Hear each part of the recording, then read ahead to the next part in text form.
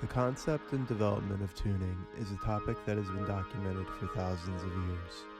Its evolution can be traced from the first widely adopted tuning system of Pythagoras in the West. Now divide in half. Plunk again. You see? It's the same tone, one octave higher. Now divide the next section. And the next. Pythagoras discovered the octave had a ratio of 2 to 1. With simple fractions, he got this. The ancient Indian classical music Shruti system in the East.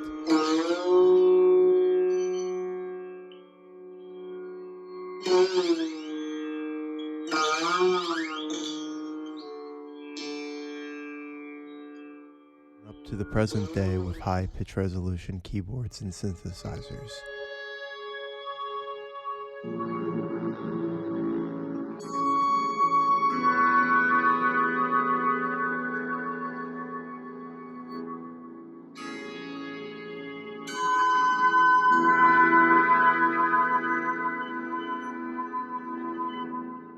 As each of these tuning systems matured, they settled on distinct frequencies or ratios between a range of frequencies, and in the West it is what has become commonly known as the 12-tone chromatic system.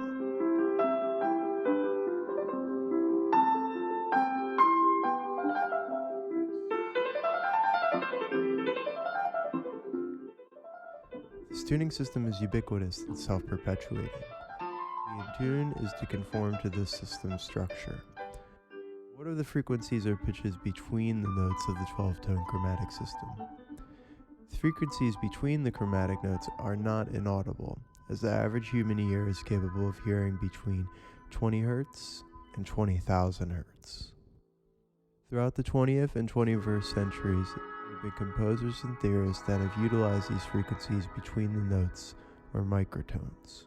The purpose of this research is to analyze methods across a multitude of microtonal practices and observe how aural perception plays a role in these strategies. Harry Parsh is considered one of the most notable microtonal Western composers. In John Schneider's article, The Microtonal Guitars of Harry Parsh, he writes that the composer Harry Parsh is thought of as the first to use fretless and electric guitars in serious music. Parsh fabricated a guitar that only had as many frets as were required to perform a composition, even though the scale being utilized throughout contained 43 notes per octave.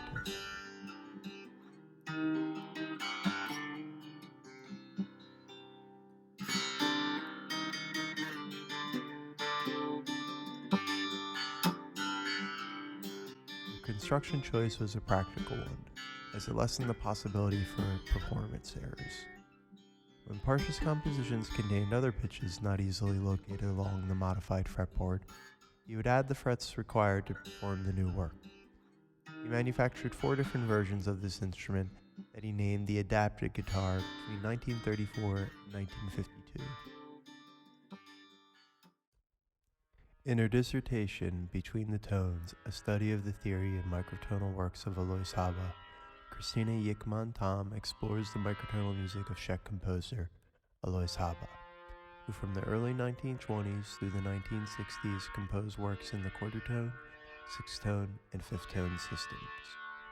Tam explains that Haba uses microtones either as vital structure elements, as ornaments, or as means of variety, and was attempting to exploit the gaps in between the notes of the 12-semitone system, ubiquitous in today's music.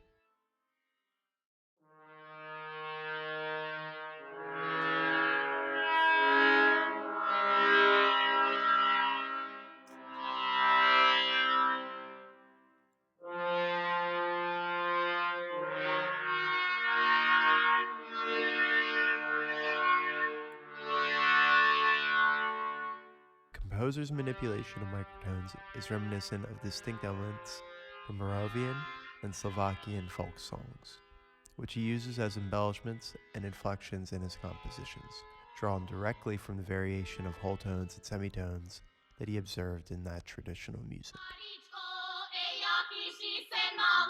Jakši ostatnú noc u matere spala, jakši ostatnú noc u matere spala. In a treatise of Habas that Tam documented in her dissertation, the composer mentions that the microtones he documented in folk songs were a product of the use of non-diatonic scales used in East Moravian melodies. Habas' work that used the large whole tone in this quarters tone system and variations of intervals 7 and 8 in his 6-tone system are reminiscent of Slovakian folk music. Terumi Narashima's book, Microtonality and the Tuning Systems of Irv Wilson, provides an in-depth examination of Irv Wilson's tuning theories and their uses in his microtonal keyboard designs.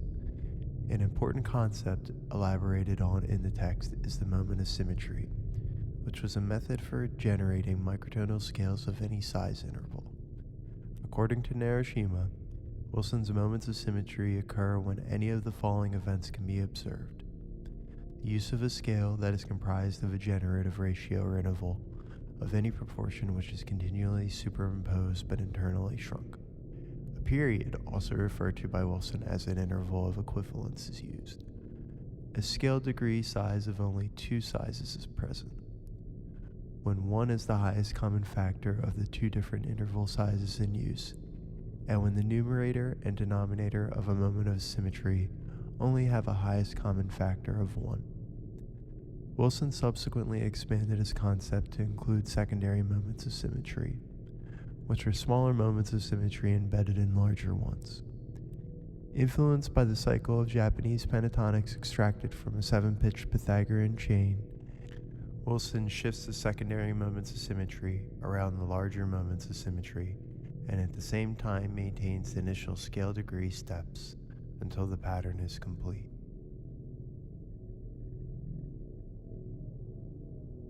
According to Terumi, Irv Wilson's scale tree was a pitch field map of the moments of symmetry. The scale tree was technically a recycling of the Stern-Brockett tree, an infinite complete binary tree in which the vertices correspond 1 for 1 to the positive rational numbers, whose values are ordered from left to the right. However, Wilson was the first to apply the visual device in a musical context, using not only the moment of symmetry scales, but also in prototype keyboard mappings. He also deduced the irrational or noble numbers that the patterns in the scale tree spawns from its principal 12 layers. In Narashima's text, she explains that the noble numbers are as distant as one can be from the simple ratios, and thus were believed to be a depiction of the most dissonant locations along the scale tree. Wilson's theories in productivity demonstrate a mastery of the mathematical aspects behind tuning. But what does this mean for the actual music that is being produced? How can musicians and composers use these ideas to create? In her book, Narashima explains that Wilson had been laboring on an instrument that could play in any imaginable tuning for more than 4 decades. This led to the eventual creation of the Microtonality generalized keyboard, a large array matrix hex keyboard with a range of 288 keys. The Microtonality was devised so that musicians may create any variety of tonal systems, fingering systems, and divisions of the octave.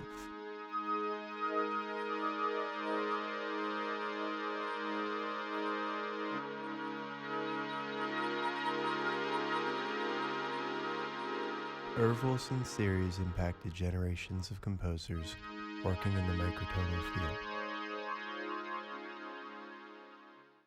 Listen to the sound of this air siren and notice the smooth sound of an undivided pitch continuum.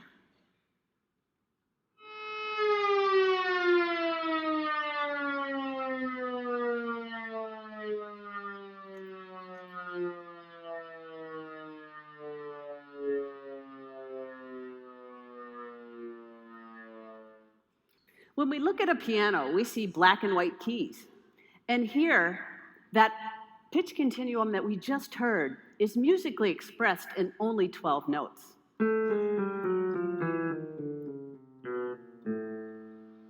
But we can hear so many more notes than this. According to the website polychromaticmusic.com, Dolores Catharino is an Alaska-based microtonal composer and multi-instrumentalist with an academic background that merges her undergraduate studies in music and her graduate studies in the field of medicine. Confronted by the limitations of the ubiquitous chromatic 12 semitone system, it has led her to develop a polychromatic pitch color-based music system. Going from a chromatic system to a polychromatic system just seemed really intuitive instead of developing more microtonal symbols, because it's like with colors, you start to get an intuitive sense of infrared is more flat and ultraviolet is more sharp. I mean, it was something that I did out of practicality because the first instrument I was working with had 106 notes per octave. And then as I moved to other keyboards that had different, from 106 to 72 or 48, I could use that same system. Recalling a memory from childhood, Katharina's first introduction to atonal music was an old film reel that they were showing in her elementary school classroom. The threat of nuclear war was at the forefront of the nation's mind after the Cuban Missile Crisis, and her elementary school in Florida was showing the students unsettling footage of mushroom clouds and the ruins of Nagasaki set to atonal music.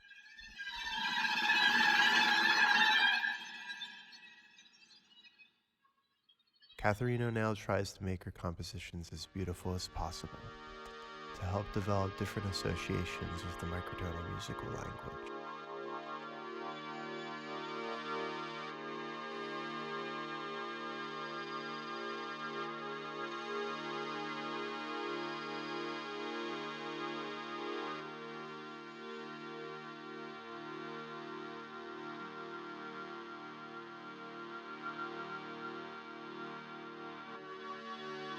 By elevating the importance of melody in her compositions, she hopes that this can foster greater participation in the overall music community.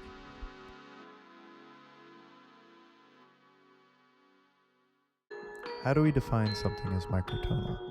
After all, what might be considered microtonal in one system could be the integral building blocks of an entirely different system. The diatonic pitches of the 12-tone semitone system are microtonally discrete from other tuning structures found in practice across the musical landscape. Conditioning and individual perception influence the standards by which we label pitches as microtonal, but unconditioning can undo this same phenomenon. With the arrival of technology that is able to achieve high pitch resolution, and the velocity at which this technology improves every year, this unconditioning may already be well underway.